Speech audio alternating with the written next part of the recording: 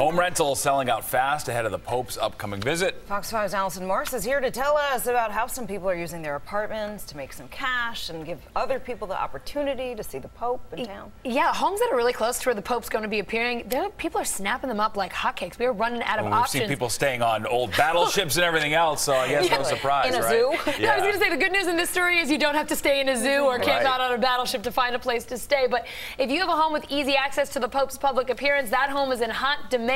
Whether here in New York, Philadelphia, or Washington, D.C., renters actually started locking down places when the Pope first announced his trip last fall, and there isn't a whole lot left. You know the rules of supply and demand. That means the going rate for rentals is going up. 80% of homes listed on HomeAway are already booked for during the Pope's visit. If you're looking for a place to rent or to rent out your place when the Pope comes to town this September, you better move fast.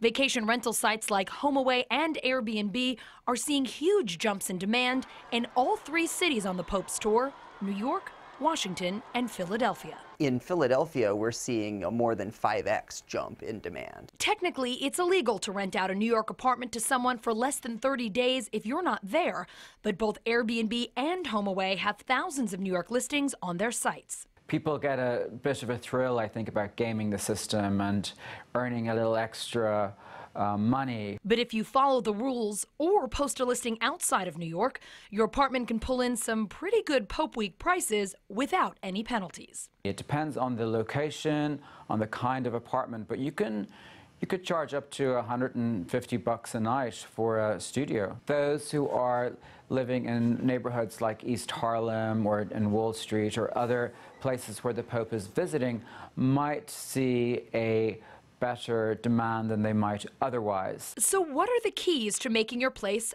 Pope-appropriate? Have information not only about the Pope's visit, but about the city itself, because people are really using this as an opportunity to get to know New York a little better. And be sure your listing is easy to find. If you're only trying to rent out for the period in which the Pope is coming, I would sign up for a pay-per-booking subscription, so it's free to list and you only pay if you get a booking. Write a great listing, put great photographs on the site, and even advertise the fact that this is available for the Pope's visit in the headline, so when people search for it, they're able to find it. All right, another option if you just can't stand the thought of being in town when the Pope is here and New York is jam-packed. A home exchange. Why not swap with someone out of town who's looking to come here and then take a vacation without paying for a hotel or a rental? I don't know about you guys. I've never done this before.